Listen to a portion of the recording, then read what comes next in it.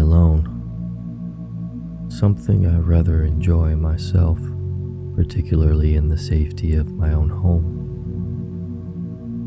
But tonight's stories remind us just how scary it can be. You see, it's not the being alone part that's so bad. It's when you think you're alone and you're not. It changes everything. Good evening, and welcome to another episode of the Nightmare Society.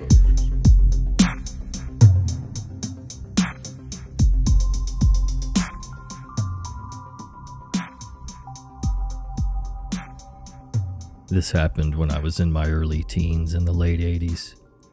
My family lived in a very secluded, forested area. We had a long driveway and our small home sat on a square acre of mowed grass with woods on two sides. I was alone late one night, talking with a buddy from school. I often rode my bike to town over the summer and he invited me to come over and spend the night. It was a 20-mile trip over completely empty country roads, but it was always an adventure and I seldom hesitated to go when I had a place to stay. I told him it was a sure thing. I'd call my mother at work and then start my ride. Here's where it gets creepy. Once I hung up the phone and started getting dressed, in all black, I picked up the phone again to call Mom. The line was dead. This had never happened before. It was a sturdy rotary phone and we never had problems with it. My thoughts instantly went to the small phone box on the back of the house. It was a tiny, round junction with nothing but a rubber covering. Behind the cover was the exposed connection between the phone pole and our inside line. The wires were twisted together and capped, but completely vulnerable. I questioned why I would even think about that. Why would I jump to conclusions about the cause of the dead line?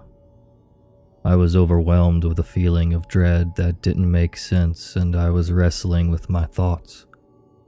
I decided to behave as though I was in real danger, but calm myself by focusing on how unlikely it was and how my imagination was probably getting the best of me. But I could not shake the feeling that I was in trouble. I finished dressing and strapped my buck knife to my hip, the old Rambo knives with the compass and the stock. It was cheap, but very big. I moved quietly and planned how I would leave the house. I remember this very well. I would slide out the front door and pull it closed behind me, locked. I would not be able to get back in. I would grab my bike from against the wall on the enclosed porch, spin around and use my elbow to press the button of the handle on the screen door and jump down the concrete steps. I'd hop on my bike and speed down the drive. It was very dark outside, but there were bright lights in the front and rear of the house that created big pools in the yard. That's all the light I would have. I executed my maneuver just as I planned, but my elbow slipped off the button on the handle and banged into the door as it opened, and within seconds I was pumping down the gravel drive. I turned my head to the left, filling my ears with the roar of air I was cutting through, and stopped pedaling, my eyes fixed on the rear of the house. I was 100% sure someone was coming. I don't know how or why. It was only a moment, but I didn't look away despite my own skepticism. At the last instant, I saw him. A man, wearing dark clothes and a ski mask. He came tearing out of the lit yard around the back of the house and plunged into the deep shadow along the side, heading for the front, where I had been only seconds ago. I was invisible, wearing black from head to toe, and instead of running straight for me, he went for the porch where the commotion I had just made came from. I turned forward and leaned into the pedals. I could barely see the driveway, but I had ridden my bike down it many times at night, and I could make out the large stone gate posts before the dirt road. I almost wrecked turning the corner, but recovered and sped away. About a mile further, and I finally stopped at the intersection to a paved road. My heart was pounding in my chest and my forehead was sweaty. I stood there for a bit and got my breathing under control while I tried to digest what had just happened. My thoughts were racing. I knew damn well what I saw, but I was out of danger. All I could do was press on. My neighbors were Amish, no phones. I wouldn't have known what to say anyway. When I got to my friend's house much later, I told him what happened and called my mother. She listened and didn't give me a hard time, but I could tell she didn't know what to think. She wouldn't be home until morning and said she'd be careful. And that was it. I had heard laughter once from the edge of the woods, and things in the yard had been moved on occasion, but no one else had these experiences, and I assumed it was backwards Amish kids fooling around. Nothing had ever really happened before. I doubt Amish kids would know how to disconnect a phone line, though.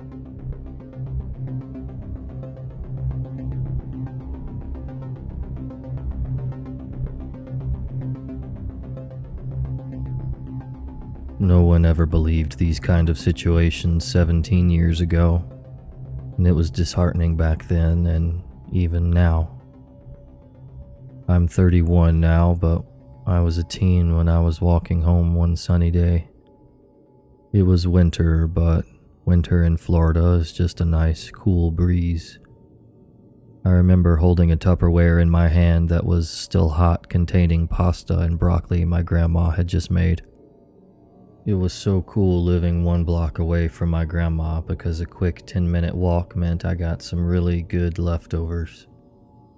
In between my house and her house was a patch of woods, but thorns and ticks prevented me from taking a shortcut though.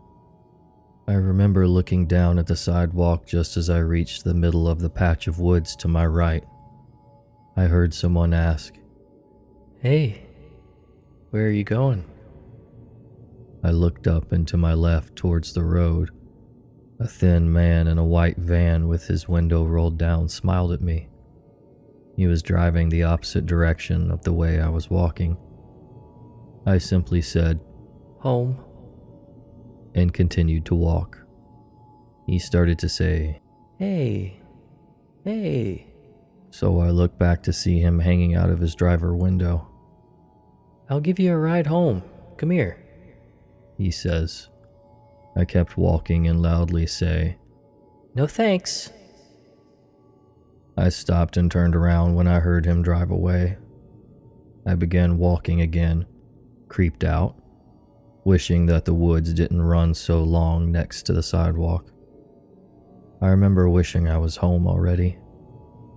I was super alert now, hearing every critter in the brush to my right rustling leaves and scurrying about. I pick up my pace, reminding myself that those woods were packed with lizards. I said it to myself out loud. "It's just lizards running about, silly." But then I hear a vehicle coming up behind me. Out of fear, I look back, and to my horror, it's the same white van with the man still smiling. The van slows down next to me, and a big, angry-looking man flung open the side door and jumped out.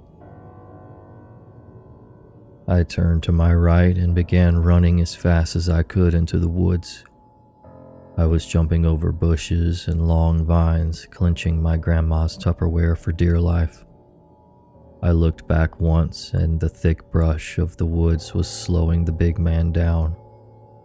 I knew just going straight I would reach my backyard guarded by a chain link fence.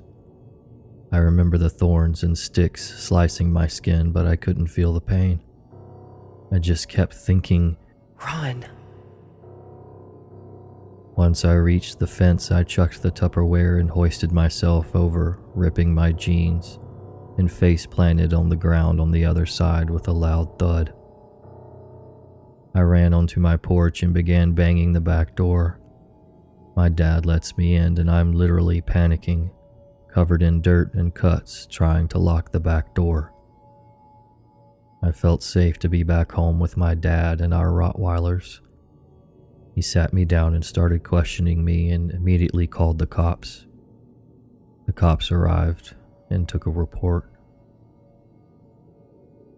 They said, "Nothing like that ever happened in my area before." And one even told me lying for attention was quote unquote against the law. I remember they left and my dad swore that he believed me, that I could sleep in his room that night if I wanted. I remember feeling really sad and frustrated about not being believed and going to bed without even eating the pasta with broccoli. It was hard to sleep or go anywhere for months after that because I was scared the men were still out there. My dad ended up getting me a cell phone and installing an alarm system to help me feel safe. I still have issues being alone to this day. To the men that tried to abduct me that day, let's never meet again. Hello, Nightmare family. Just a quick reminder that if you'd like to support the podcast, you can do so by liking, sharing, commenting, subscribing, and most importantly, sharing with your friends. I have this both on most podcast streaming apps as well as YouTube. So in whatever way you prefer to listen, please do show some love. Thank you. I attend high school at a religious college preparatory school. That's pretty bad because I'm actually a closeted trans person, and those schools pound ideas like homosexuality and transgenderism are sinful in nature, but I'm getting off topic.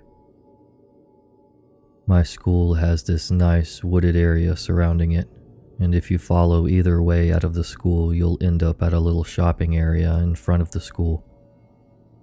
I like to take long walks through the woods to help clear my mind or just to be alone for a bit. However, I'm not sure if I can ever step foot in those woods without thinking about what happened tonight. There was a home football game this evening.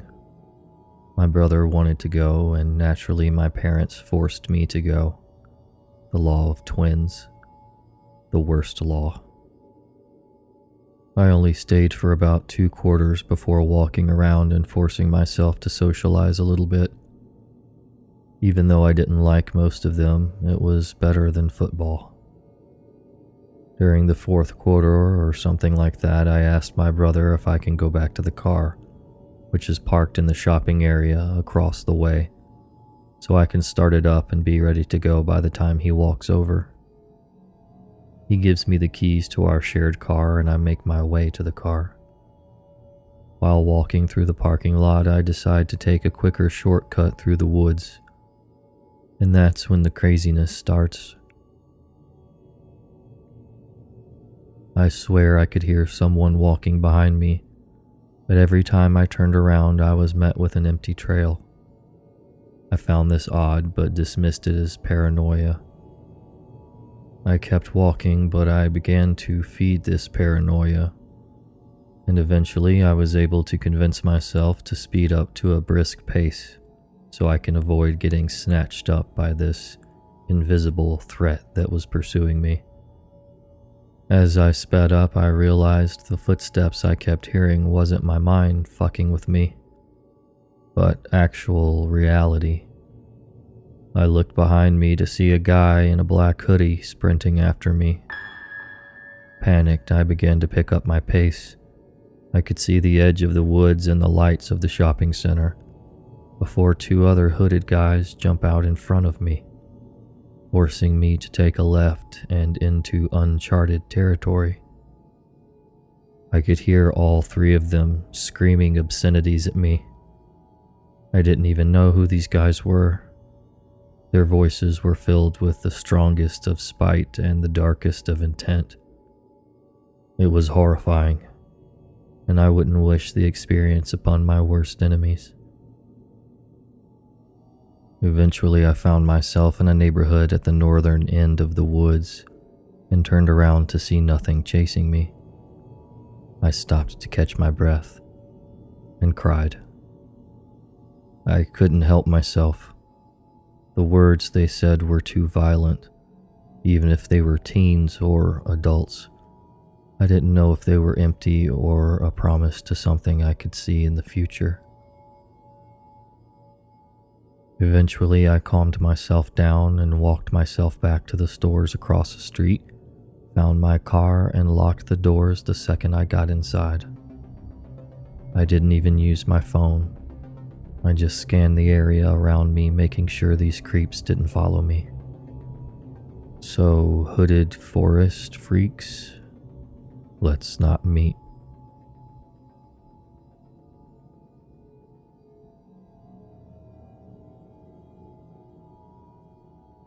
This happened to me at 2 a.m. last night.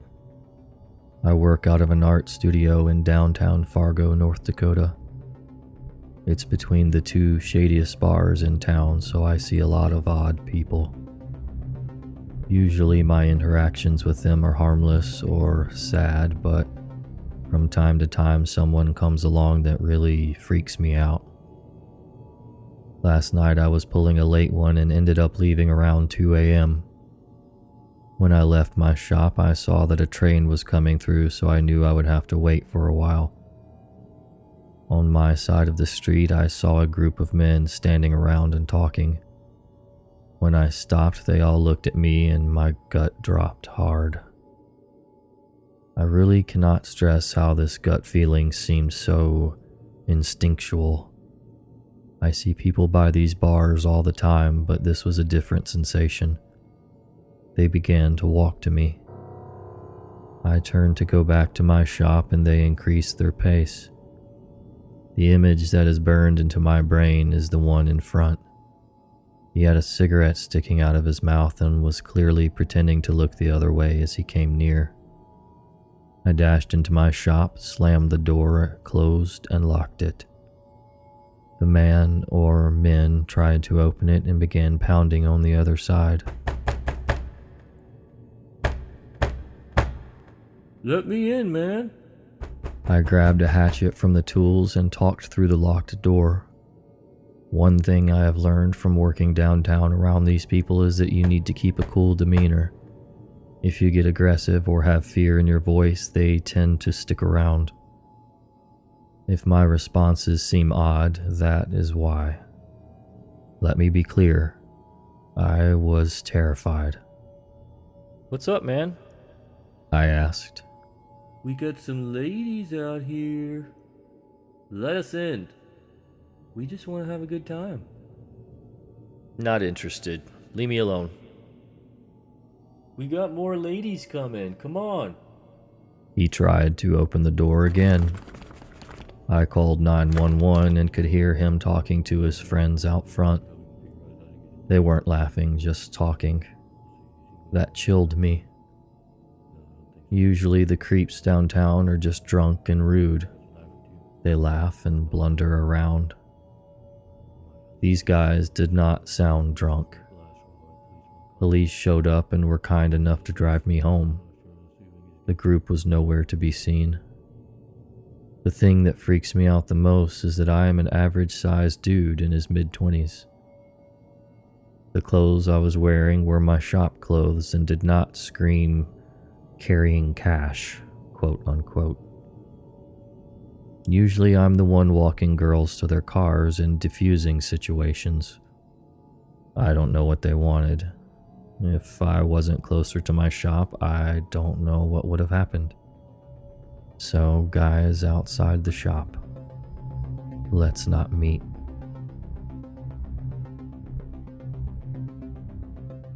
My sincerest of thanks to user betterthanspez user Canacris88, user Transwiththeplans, and user Jonah365 for allowing me to share their stories.